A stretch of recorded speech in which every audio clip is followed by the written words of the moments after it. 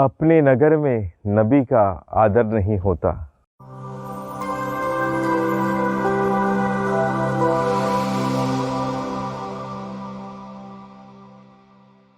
क्रिस्त में मेरे प्रिय भाइयों और बहनों, जब भी कोई असामान्य घटना हमारे आजू बाजू घटित होने लगे, चाहे वो प्रकृति में हो चाहे इंसान द्वारा हो, तो हम सब अचंभित हो जाते हैं। हम सोचने लगते हैं कि ये सब क्या है।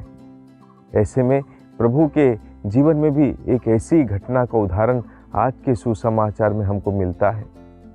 प्रभु यीशु क्रिस्त जब अपने कार्य की शुरुआत करे, वे जगह जगह जाकर सुसमाचार का प्रचार करने लगे, लोगों को प्रेम की शिक्षा देने लगे, लोगों को जीने का ढंग सिखाने लगे, और कई सारे लोग उनकी शिक्षाओं से प्रभावित होकर आनंद से भर जाते थे, शांति से भर जाते थे, और ऐसे में सब कोई आनंदमय जीवन जीने लगे। लेकिन क्या आज हमारे संसार की परिस्थिति वैसी है? आज सब तरह दुख, रोना, दर्द, पीड़ा, मारकाट, लड़ाई झगड़ा, एक दूसरे के साथ बैर, नफरत, ये सारी चीज़ें फैलती जा रही है। और इसका कारण क्या है? इसका कारण है अंधकार में शक्तियाँ। जो बुराइयाँ हमारे संसार में हैं वो हम पर हावी होती चली जा रही हैं, क्योंकि हम संसार से इतने ज़्यादा जुड़ चुके हैं कि वो आध्यात्मिक शक्ति को या ईश्वर का जो अस्तित्व है वह लुप्त होता जा रहा है। और अगर ईश्वर का अस्तित्व इस संसार से लुप्त कर दिया जाए तो संसार आगे नहीं बढ़ सकता, क्योंकि ईश्वर ही पूरे संसार को चलाता है और हम सब उस संसार को चलाने में ईश्वर का सहयोग करते हैं। मेरे प्रिय भाई बहनों, इसलिए प्रभु ने मनुष्य को इतनी बड़ी शक्तियाँ प्रदान की है, बुद्धि दी है, ताकि वो सोच सके क्या सही है और क्या गलत है, और उस चुनाव के मद्देनज़र वे अपने संसार में जीते समय अच्छाई से, भलाई से ये थोड़े दिन की ज़िंदगी जिए। लेकिन क्या आज सचमुच में मानव अपनी पूरी बुद्धि से जी रहा है? अगर सचमुच में मनुष्य बुद्धि का इस्तेमाल करे तो वह जान पाएगा कि आज जो वो कर रहा है वो गलत है। लेकिन अगर जो जानते हुए भी गलतियों पे गलतियां करते जाए, उसका क्या? मेरे प्रिय भाई बहनों, आज के सुसमाचार में प्रभु यीशु ने कोई गलती नहीं की। वह तो ईश्वर के राज्य का सुसमाचार सुनाने, लोगों को चंगा करने, लोगों को आनंद देने, शांति देने कार्य करते गए। लेकिन क्या लोगों ने उन पर विश्वास किया? लोग उनसे कहने लगे, ये तो बड़ाई का पुत्र है, इसके भाई और बहन हमारे साथ है, इसे कहाँ से इतनी शक्तियाँ मिली? सब लोग अचंभित रह गए। लेकिन प्रभु उनकी बातों से उदास नहीं हुए, वे आगे बढ़ते गए। वे मेहनत से वे ईश्वर के राज्य का प्रचार करने के लिए आगे बढ़ते गए, क्योंकि वे अपने पिता से प्यार करते थे, वे अपने पिता को जानते थे। उनकी इच्छा पूरी करना उनके जीवन का लक्ष्य था। तो आज जब हम भी ऐसी परिस्थितियों में फंसे हैं जब संसार पूर्ण रूप से अंधकार की ओर जा रहा है, बुराइयां अच्छाइयों पर हावी होती जा रही है, तो ऐसे में हम कैसे अपना क्रिस्ती जीवन योग्य रीति से जी सकते हैं?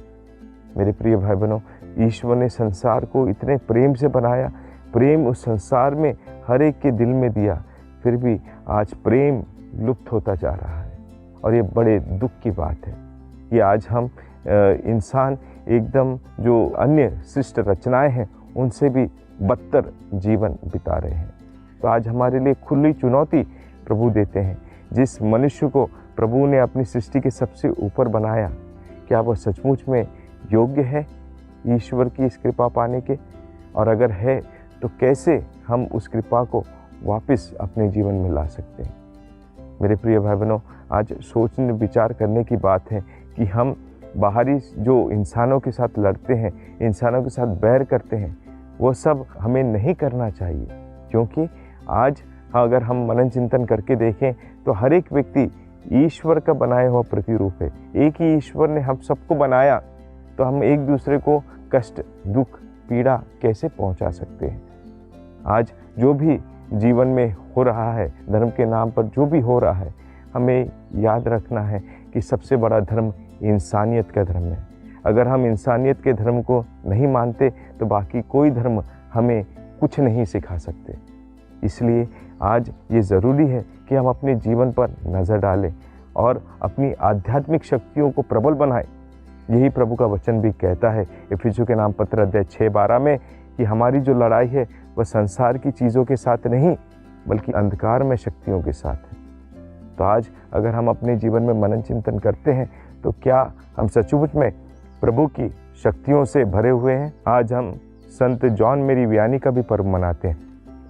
ये भी एक ऐसे व्यक्ति थे जिन्होंने अपनी कमज़ोरियों को अपने ऊपर हावी नहीं होने दिया। कई सारे लोग उन्हें नीचा दिखाकर सोचते थे कि ये कुछ नहीं कर सकता, लेकिन आज हमारे पास पुख्ता सबूत है कि कैसे फ्रांस के आर्स में जाकर उन्होंने कितने लोगों के जीवन में मन परिवर्तन किया, कितने लोगों को ईश्वर के पास लेकर आया। मेरे प्रिय भाई बहनों, अगर मनुष्य की दृष्टि से सोचेंगे तो हमारे लिए कुछ भी संभव नहीं है, लेकिन ईश्वर की दृष्टि में कुछ भी असंभव नहीं है। तो आइए हम अपने आप को ईश्वर के हाथों में दें और ईश्वर हमारे ज़रिए महान कार्य करेगा। आमीन।